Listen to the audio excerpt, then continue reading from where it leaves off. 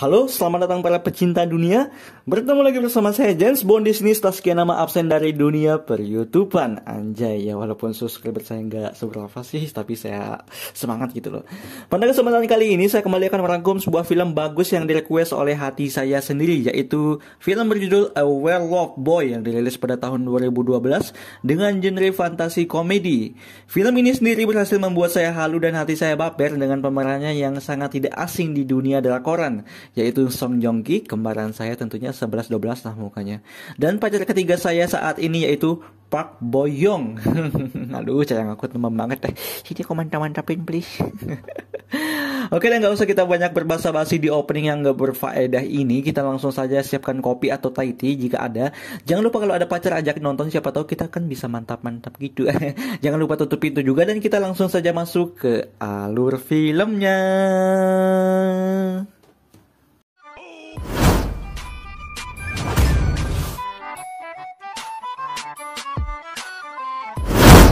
Pada awal film kita akan melihat seorang nenek-nenek sedang membersihkan diri dan nenek ini bernama Son Yi dan dia sedikit berdandan di sana. Terlihat dia sudah sangat tua dan renta, namun tetap saja melakukan perawatan. Selanjutnya scene beralih ke Son Yi bersama keluarganya dan anak-anaknya yang dimana ketika berkumpul Son Yi mendapatkan telepon dari Korea yang mengharuskan dia untuk kembali ke Korea karena ada urusan yang tidak bisa ditinggalkan, karena urusan mendadak itu loh, kan dia tinggalnya di luar negeri gitu.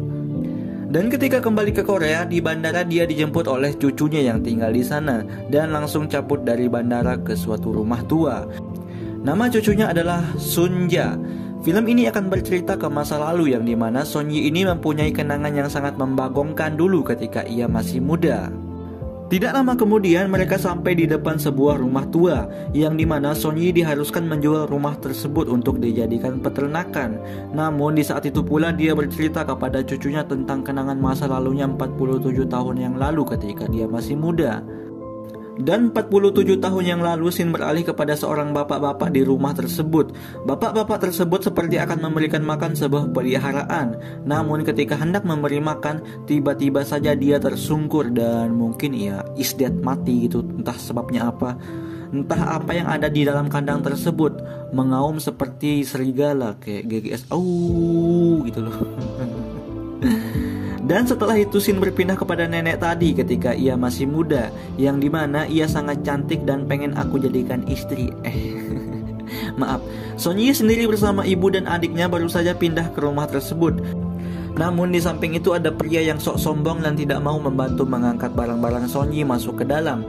Nama pria tersebut adalah Jite, yang dimana Jite ini juga mempunyai rasa kepada Son Yi. Namun Son Yi tidak ada rasa kepada dia, kayak cintaku bertepuk sebelah tangan gitu loh. Setelah bekerja keras, Son Yi dan ibunya menghidangkan makanan sebagai tanda terima kasih atas bantuan tetangga baru mereka. Namun nampaknya tetangga mereka tampak agak barbar ketika makan, sehingga membuat Son Yi tidak bernafsu menyantap makanannya. Son Yi sendiri sebenarnya mempunyai sebuah penyakit sehingga ia harus pindah dari kota ke desa untuk tetap mendapatkan udara segar.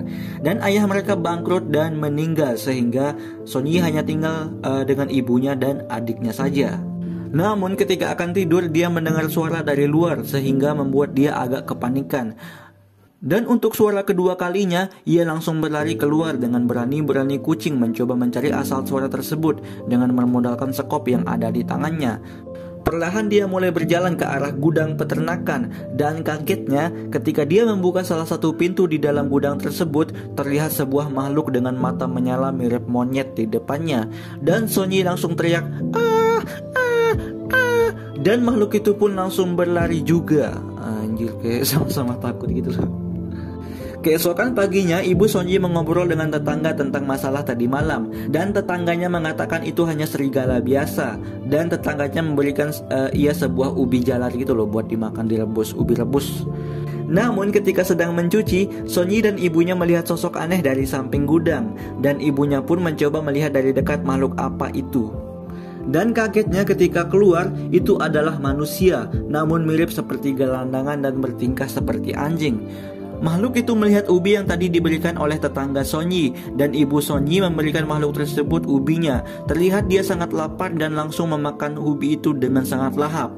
Tidak main pula baunya sangat sengit dan langsung menghabiskan semua ubi tersebut seperti seekor binatang, seperti anjing itu loh. Dan dia bernama Cholsu.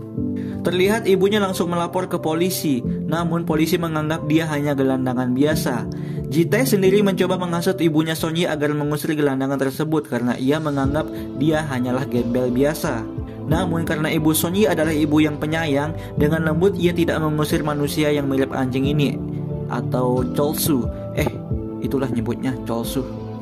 Terlihat tingkah konyol Cholsu ketika mandi, malah dia ingin minum dari bak mandinya seperti seekor anjing.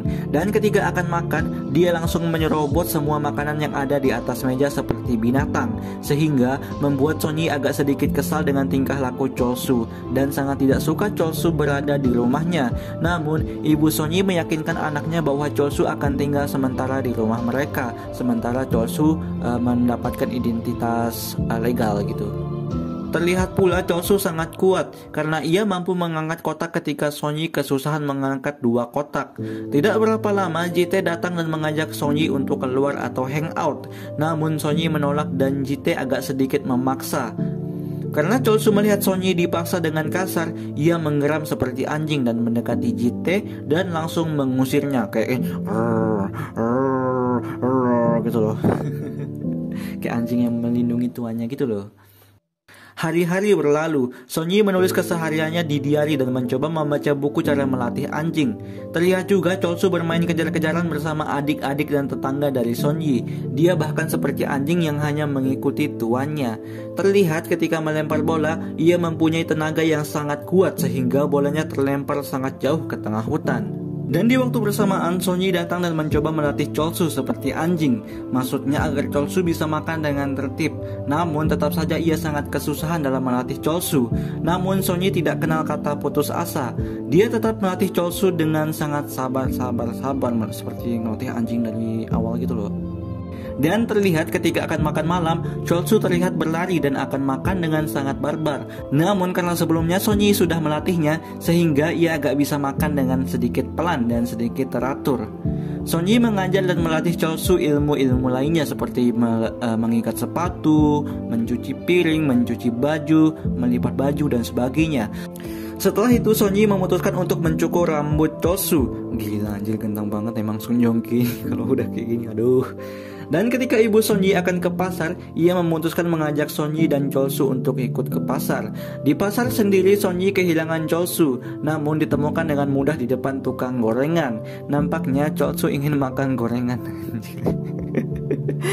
Gorengan dong.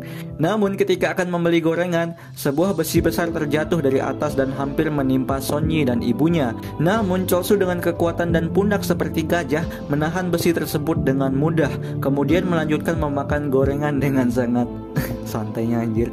Terlihat dari sini bahwa Cholsu bukanlah manusia biasa, atau bisa dibilang dia itu kayak siluman serigala gitu, ganteng-ganteng serigala. Digo. Setelah itu scene berpindah kepada Jite bersama seorang gadis yang sedang mabuk dan sedang mengendarai mobil, yang kemudian dia menabrak kandang kambing dan disaksikan langsung oleh Cholsu di sana. Cholsu melihat kambingnya mati dan mengangkatnya, dan tidak berapa lama kemudian pemilik kambing datang dan Cholsu langsung memberikan kambing yang sudah mati dan langsung pergi. Nampaknya Cholsu kayak dikira nanti makan kambing ya, terus dikira serigala gitu. Sonyi sendiri mencoba mengajarkan Cholsu untuk berbicara, namun nampaknya Cholsu agak sedikit kesulitan dalam berbicara dan menulis, karena memang dia dari kecil nggak pernah berbicara, cuma ngeraum-ngeraum doang gitu loh.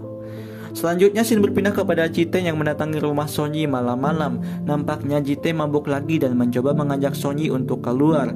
Namun lagi-lagi Sonyi menolak mentah-mentah ajakan dari Jite.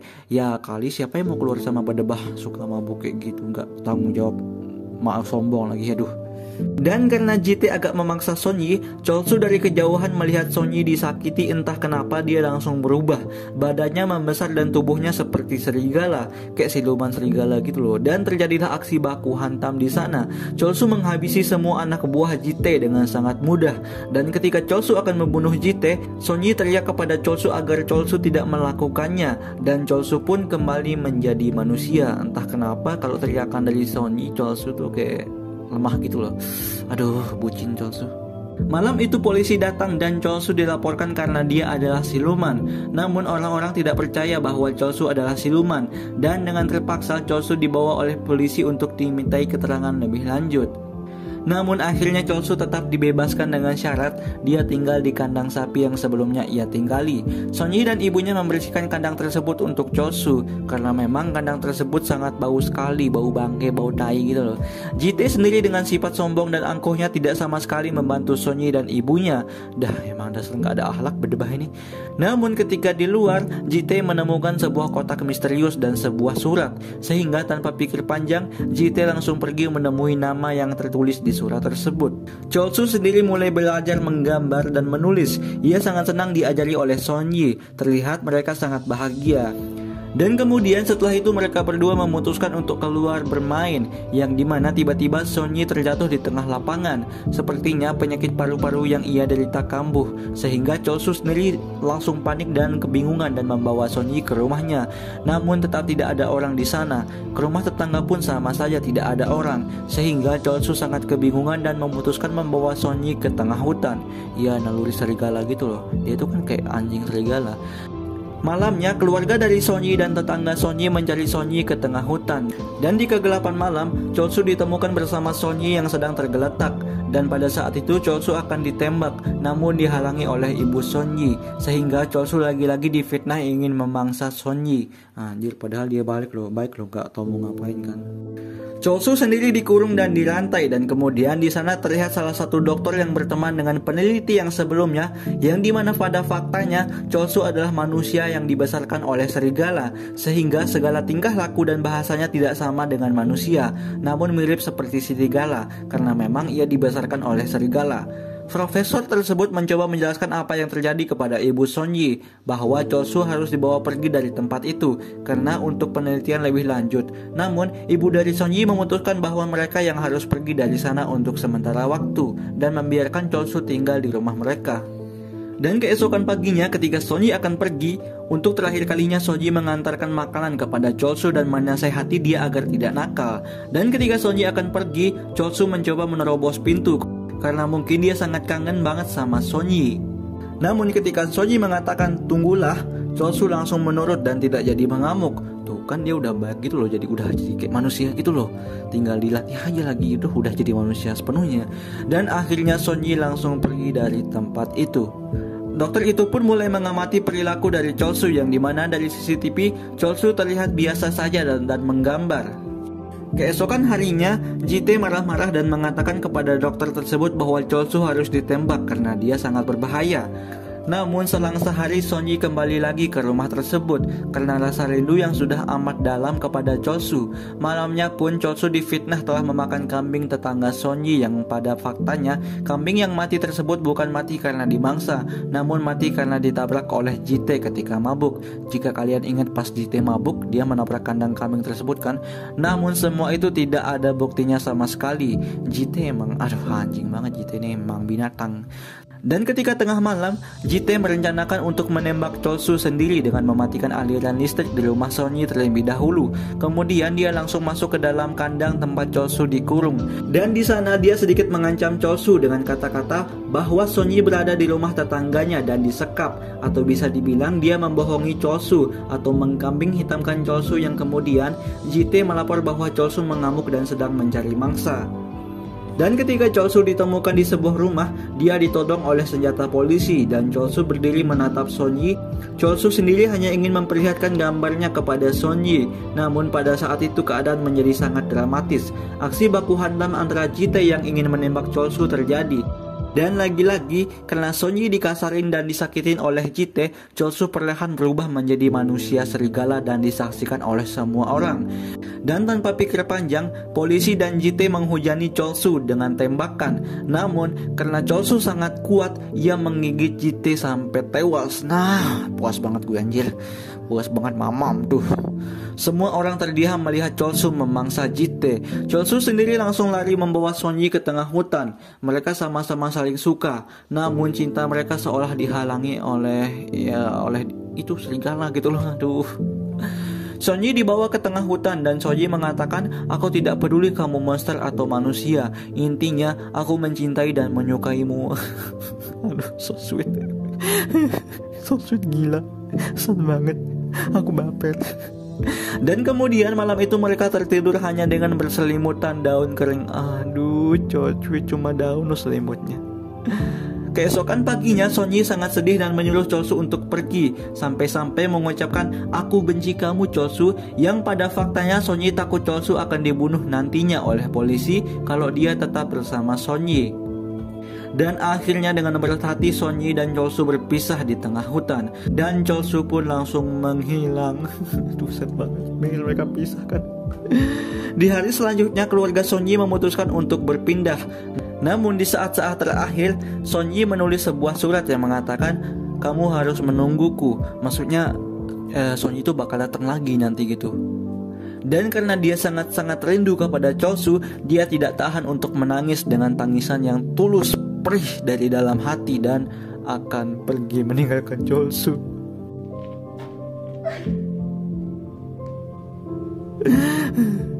Selanjutnya scene beralih kembali kepada nenek-nenek tadi atau Sonyi yang sudah tua, yang dimana Sonyi ini sudah sangat tua, 47 tahun yang lalu ketika masih muda di ceritanya.